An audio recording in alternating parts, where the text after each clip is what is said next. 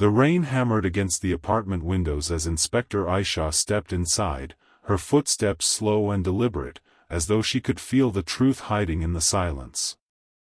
The apartment was unsettlingly clean, surfaces polished, cushions perfectly arranged, toys stacked with unnatural precision. It didn't feel like a home where a young child had lived. It felt like a place scrubbed of guilt. Mihar sat on the edge of the sofa, clutching a tiny blanket to her chest as though it was the last piece of her world she could still hold on to. Her eyes were swollen and red, but behind the tears was something deeper: fear, confusion, and the weight of a love that had slowly turned into something she couldn't understand. Aisha approached gently, lowering herself to Mihar's level. The young woman's hands trembled around the soft fabric, and every time Aisha mentioned the toddler, her breath caught, but when she mentioned Arizona, the boyfriend, Mihar's gaze broke away entirely. It was as if even hearing his name reopened a wound she was trying to hide from. Aisha didn't push. She let silence sit between them, a silence that seemed to echo with everything Mihar wasn't saying. Daya stepped out from the kitchen holding a small metal box. "Found this behind the sink," he said quietly. Aisha opened it, her eyes narrowing as she pulled out faded drawings, a delicate ring, and a diary with frayed edges. She flipped through the pages slowly.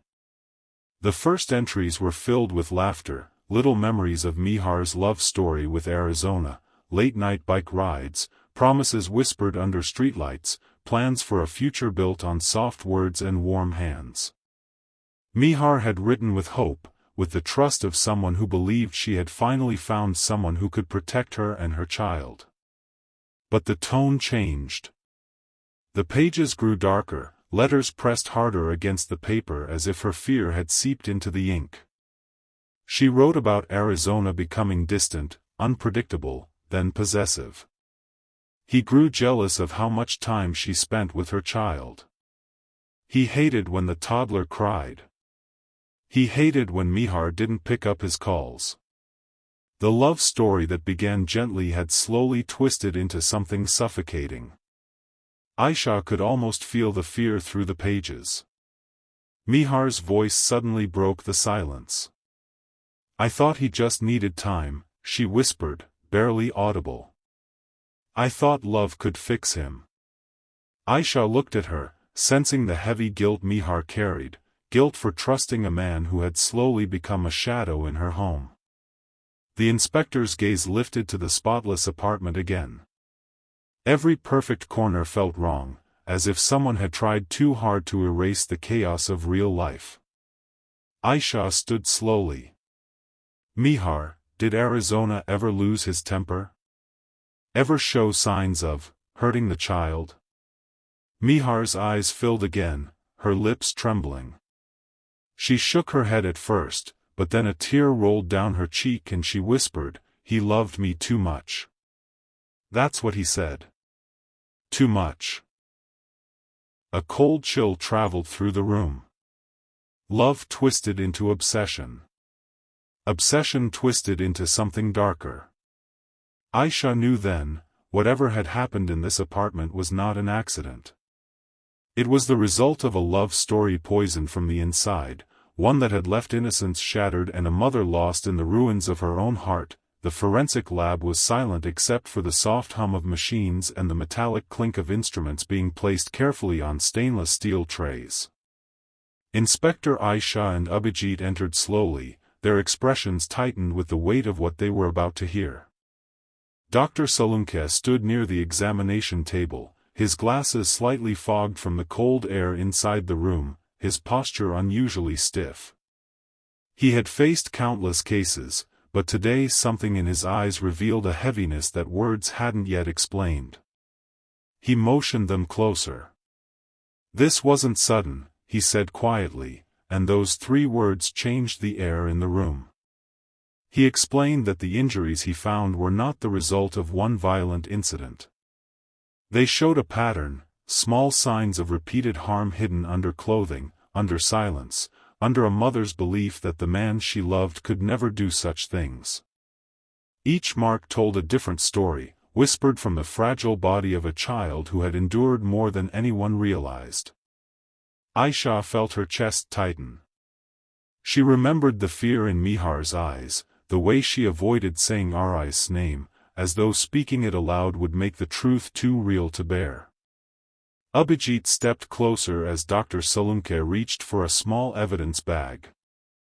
Inside it lay a charm bracelet, tiny, innocent, heartbreakingly delicate. One of the heart-shaped charms was broken right down the middle. Engraved on it was a single letter, A. Aisha's breath hitched. The toddler had been holding this in his final moments. Whether out of fear or trust, no one could yet say.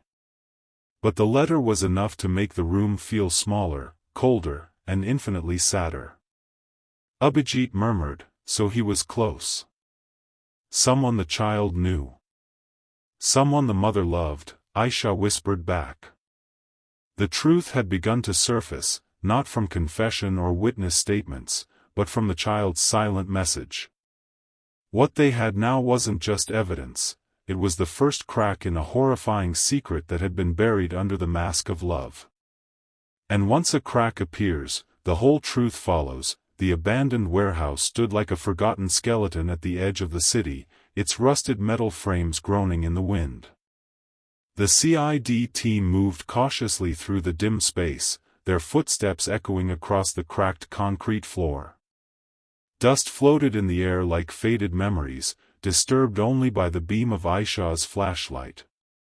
And then they saw him, Arizona, sitting alone on the cold ground, back against a rusted machine, holding a worn photograph of Mihar against his chest. He didn't flinch when the lights hit his face. He didn't run. He simply looked exhausted, as though he had already accepted the shadows crawling over him. Aisha approached slowly, her eyes fixed on him. Arizona lifted his head just enough for their gazes to meet. His pupils were bloodshot, hollow, yet strangely calm. "You found me," he said softly, almost relieved. His fingers brushed over Mihar's picture as though touching a memory he could never get back. "I knew you would. She deserves the truth, even if it destroys her." Abhijit moved closer, but Aisha raised a hand, stopping him. Something about Ari's posture, his trembling voice, hinted that the confession had been waiting to spill long before they walked in. "Arizona," Aisha said, her voice controlled, "tell us what really happened." He let out a broken laugh, bitter and suffocating. "I loved her. More than she'll ever understand. She made me feel like I finally had a place, like I mattered." His voice cracked as he continued. "But the child, he had all her attention. All her love. I thought, if he wasn't there, she'd finally see me." His words trembled, drenched in delusion. "I never meant to hurt him. I just wanted her to choose me."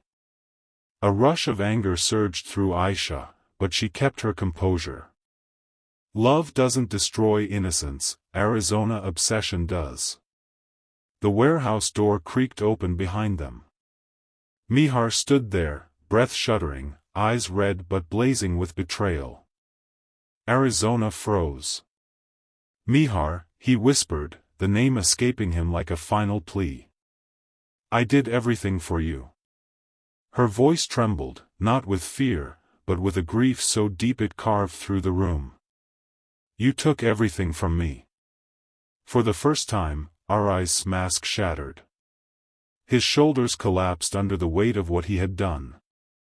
As the officers moved in to cuff him, he didn't resist.